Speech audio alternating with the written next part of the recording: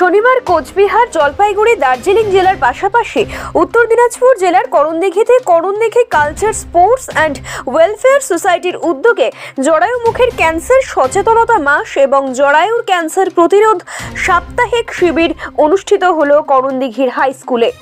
এই শিবিরে উপস্থিত ছিলেন করণদিঘির কালচারাল, স্পোর্টস অ্যান্ড ওয়েলফেয়ার সোসাইটির চেয়ারপারসন সীমা জানা, করণদিঘি থানার আইসি সঞ্জয় ঘোষ, ট্রাফিক ওসি শামীম ইকবাল আনসারি, করণদিঘি গ্রামীণ হাসপাতালের চিকিৎসক ডক্টর সানাউল্লাহ মিয়া, ওয়েলফেয়ার সোসাইটির সভাপতি রণজিৎ দাস, করণদিঘি হাসপাতালের PHN বনশ্রী রায়, করণদিঘি থানার DIB কাঞ্চন জানা, সোসাইটির উপদেষ্টা কৌশিক রায়, করণদিঘি হাই স্কুলের শিক্ষিকা সঙ্গীতা দাস, করণদিঘি ওয়েলফেয়ার সোসাইটির সম্পাদক কাবেরী রায়, সদস্যা দোলনা দাস, সদস্যা সঞ্চিতা দাস, করণদিঘি হাই স্কুল এবং করণদিঘি গার্লস হাই স্কুলের ছাত্রীরা এবং অভিভাবকেরা।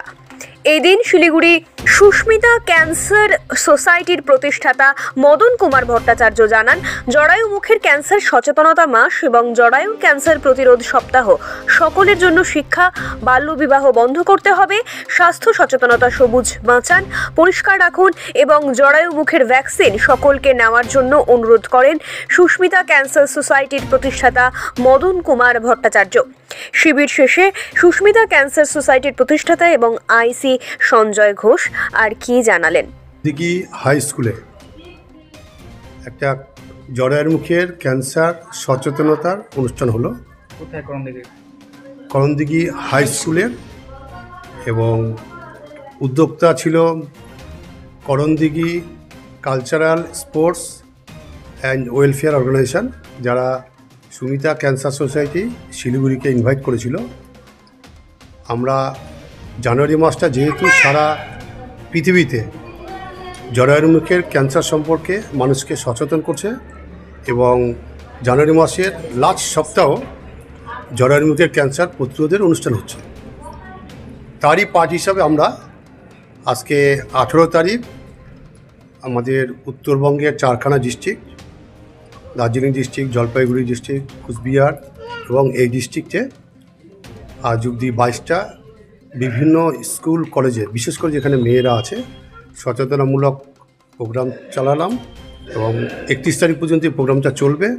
আমাদের মূল উদ্দেশ্য জরায়ুর মুখ থেকে যে ক্যান্সারটা বাড়ছে সেখান থেকে বাঁচানো মহিলাদের, এবং জরায়ুর মুখে যে ভ্যাকসিনটা এসছে সেটা যাতে প্রত্যেকেই নেয়, এই বার্তাটা পৌঁছানো। এই অনুষ্ঠানটি আজকে হলো। আলোচনা হলো মূলত জরায়ুর মুখের ক্যান্সারের প্রতিরোধে কি কি ব্যবস্থা আছে সেই নিয়ে একটা আলোচনা হলো, আর মহিলাদের হেলথ অ্যান্ড হাইজিন সেটা নিয়ে, জরায়ুর মুখের ক্যান্সার প্রতিরোধের যে ভ্যাকসিনটা আছে সে সম্পর্কে বলা হলো। এছাড়াও সুমিতা ক্যান্সার সোসাইটি ক্যান্সার ফিল্ডে কী ধরনের অ্যাক্টিভিটিস করে, কিভাবে ক্যান্সার পেশেন্টদের পাশে দাঁড়ায়, সে সম্পর্কে বিস্তারিত বলা হলো। আপনার নাম? মদন কুমার ভট্টাচার্য, সাধারণ সচিব,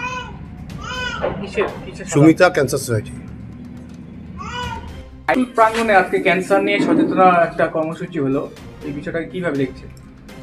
এই বিষয়টাকে আমি সর্বপ্রথম সাধুবাদ জানাই। এটা একটা খুব মহতী প্রকল্প।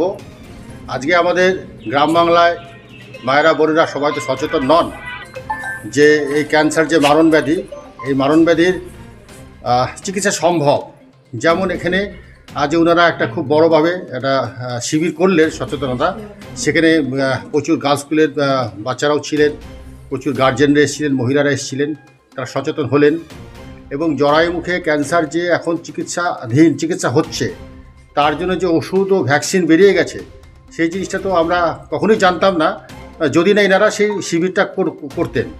তো এতে গ্রাম বাংলার মায়েরা বোনেরা উপকৃত হবে, এবং এই রোগটাকে প্রতিরোধ করে একে প্রতিহত করাটা আরও ভালোভাবে সম্ভব হবে। সেই জন্য আমি ওনাদেরকে দারুণভাবে শুভেচ্ছা জানাই। ওনারা যে পরিশ্রম করে ওনারা এগিয়ে চলছেন, এর বিরুদ্ধে লড়াই করছেন, সেই লড়াইকে আমাদের কুর্নিশ জানানো উচিত এবং ওনাদের পাশে থেকে সব রকম সহযোগিতা আমাদের করা উচিত।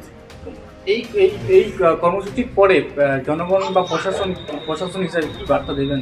সাধারণ জনগণ বা প্রশাসনিক হিসাবে আমি তো বললাম, এই ধরনের মহতী কাজকর্মের পাশে শুধু প্রশাসন করে আমাদের সবাইকে দাঁড়াতে হবে, আপামর জনসাধারণকে দাঁড়াতে হবে, যারা দুস্থ, যারা গরিব, যারা প্রান্তিক মহিলারা আছেন, অনেক কষ্ট করে দিন যাপন করেন, তারা যদি কোনো সমস্যার সম্মুখীন হন, আমরা সবাই এগিয়ে এসে যাতে তারা এই চিকিৎসা সঠিকভাবে পান সেই সাহায্যটা আমাদের সবার করা উচিত। তো আমি এটাই বার্তা দিতে চাই, এই ব্যাপারে আমাদের সবাইকে এগিয়ে আসতে হবে, আমরা যাতে কোনো মা বা বোনের এই প্রাণঘাতী ব্যাধিতে বড় কোনো ক্ষতি না হয়।